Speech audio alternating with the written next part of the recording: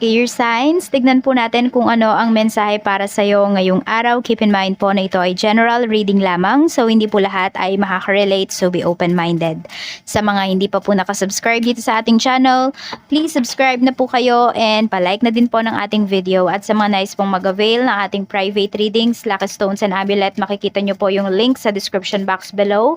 Tarot Intentions by Aliana Reyes. Okay, tignan po natin kung ano ang mensahe para sa iyo. Spirit guide, mensahe po natin.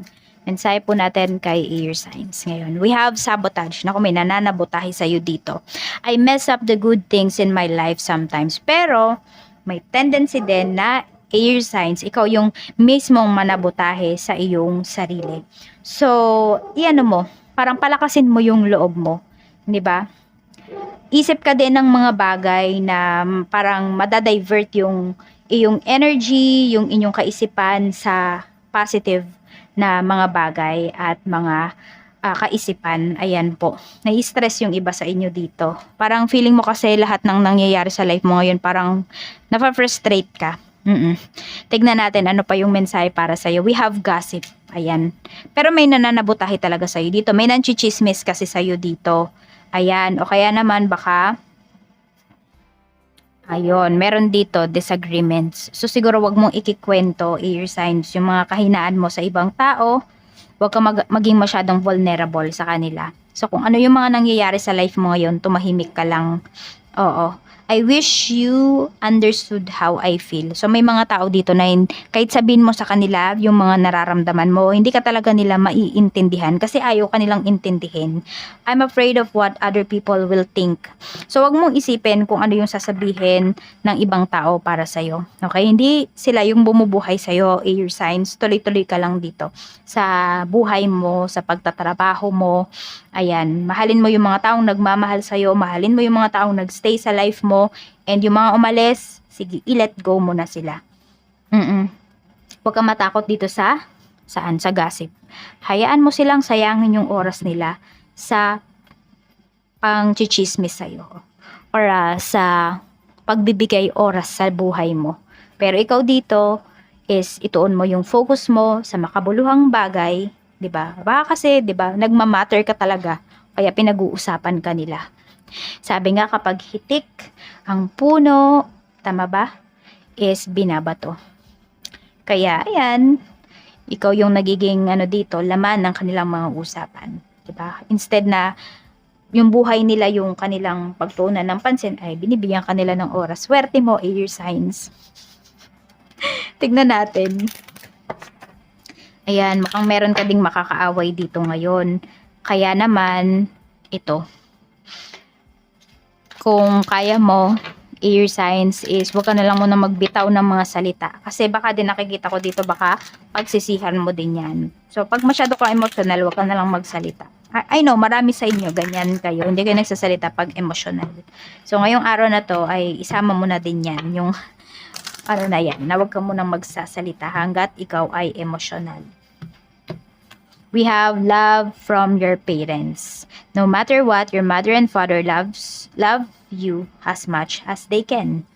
Yan. Pero meron din kasi dito, pwedeng sarili nyo talagang parents yung nananabutahe sa inyo. Merong mga ganyan talaga, which is nakakalungkot, hindi ba? Kasi sa kanila kagaling, air signs, pero parang may mga times na sila pa yung nagda-down sa'yo. Siguro kasi, ganun din yung nakalakihan nila. So, parang hindi nila yan na-heal. So, intindihin mo, air signs.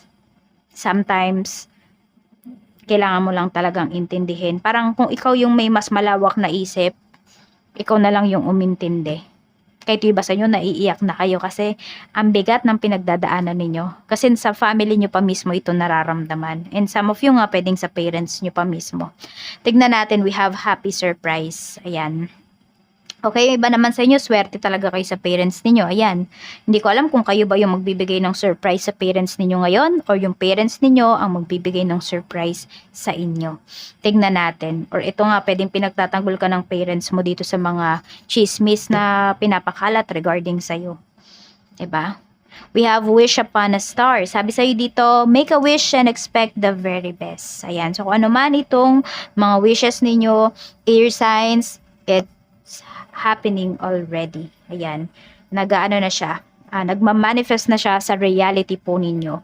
Tignan natin kung ano pa yung mensahe para sa'yo. Tignan po natin, Spirit Guide, ano pa yung mensahe natin for air signs. Gemini, Libra, and Aquarius. Maraming salamat po sa araw-araw na pagbalik ninyo dito sa aking channel, sa pagla-like, sa pagko-comments, kahit mahaba yan, binabasa ko yan. Minsan nga lang, din na talaga ako napag-reply. Basta hinart ko, binasa ko yun. Tsaka nagsisend ako sa inyo syempre ng, ayan, love and light. Tignan natin, air signs. Tignan muna natin yung ambience dyan sa work mo. We have Knight of Pentacles. Medyo mabagal yung ano dito. Parang yung progress dito sa trabaho po ninyo. Ayan, sa office ninyo or sa workplace ninyo ngayong araw na to. Di ko alam kung mga tinatamad ba yung mga ano mo, yung mga co-workers mo or naghahanap sila ng ano, ng mas magandang offer pagdating sa work. We have Queen of Swords. May napagalitan dito na mga coworkers mo. Tapos ito din, may coworker ka din dito na parang sobrang stricta or stricto niya. Hindi mo siya maintindihan, hindi naman siya yung boss. Pero mas strict pa talaga siya. Ayan. Tapos meron din masisermonan dito na ano mo talaga na coworker mo. Yan. Pwedeng babae siya. Tignan po natin. Kung may byuda kayo or separated na ano na coworker mukhang siya. Ayan, medyo magkakaroon siya ng problem sa trabaho ngayon. O kaya naman siya itong manenermon or siya itong parang secretary or boss dyan sa trabaho. Tingnan natin, ikaw naman dito, the Empress. Magaan yung energy mo dito. Ayan o. Seryoso ka ngayon sa trabaho. Oo, focus mo talaga ngayon is trabaho. Ayan po. Tingnan natin. Mataming naiinggit sa'yo sa trabaho, air signs. Pero normal na yan. Kaya mo naman niyang i-handle. Huwag mo na lang talaga silang bigyan ng satisfaction. Huwag mong ipakita sa kanila na naaapektuhan ka. Yan yung best revenge mo sa kanila. Tingnan natin. Kaya mas galingan mo pa sa work, air signs. Kasi pwedeng ma-promote ka dito. Pwedeng next year ma-promote yung iba sa inyo. Tignan natin kung running kayo for promotion ha. Yan. Kung yun talaga yung tina-target ninyo. Check natin pagdating naman sa sales, sa negosyo. Kung meron po kayong negosyo. 8 of Pentacles. Ang ganda. Tuloy-tuloy po yan ngayong araw. Ang dami nyong kikitain. Sobrang busy talaga ninyo, air signs. Ayan. Tignan natin pagdating naman po sa maaga kayong magsasara ngayon or masasold out.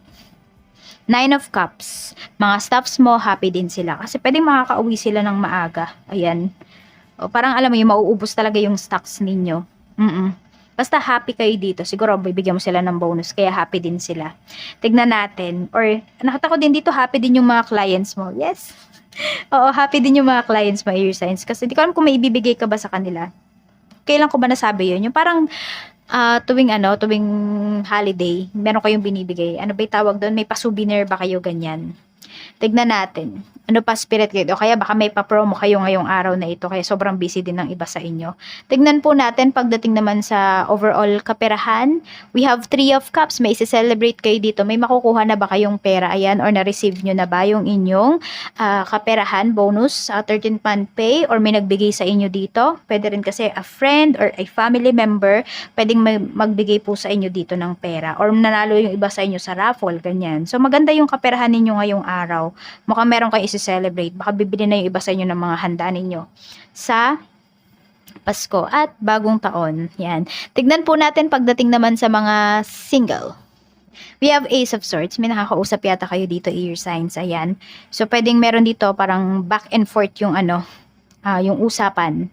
So, we have Ace of Cups. Okay, yung iba sa inyo may communication. Meron kayong ka-connect, bagong ka-connect to air signs. Ayan, Ace of Cups. Mukhang totoo naman sa'yo yung tao na to. Seryoso siya. Sa mga in a relationship po, we have 3 of Wands. Mukhang magkalayo kayo. Magkalayo ba kayo magsi-celebrate ngayon ng person mo? Ayan. 7 of Pentacles. Yung iba, LDR kasi nasa malayo o kaya naman nasa ibang bansa. Or pwedeng yung person mo ngayon, ayan, sobrang busy niya sa trabaho ngayon na wala siyang time para kausapin ka. As in, sobrang busy po niya. Kaya huwag kayong magtatampo, intindihin nyo na lang kasi sobra po talagang busy at pwede rin naman na may pinoproblema siya sa trabaho. Yan. Tignan natin, pagdating naman sa mga mag-asawa, we have Ace of Pentacles at mayroon tayo ditong 6 of Pentacles. Lahat ng pera ng asawa mo ibibigay niya sa'yo or baliktad. Ikaw ikaw yung magbibigay. Ayan. Baka may marireceive kayong pera dito. Basta merong ibibigay sa inyong pera. Ito, may marireceive kasi kayo na money. We have 2 of Wands. So, meron dito, ayan, pwedeng magde-date o kaya naman may plans kayo to buy a property. Ayan po. Or, ito kasi may marireceive na money eh. So, kung ano man po yung pinaplano ninyo, ayan, matutuloy na siya, magkakakulay na siya, air signs. So, ayan lang po yung mensahe para sa inyo ngayong araw. Maraming salamat po. Mag-iingat kayo always and more blessings to come.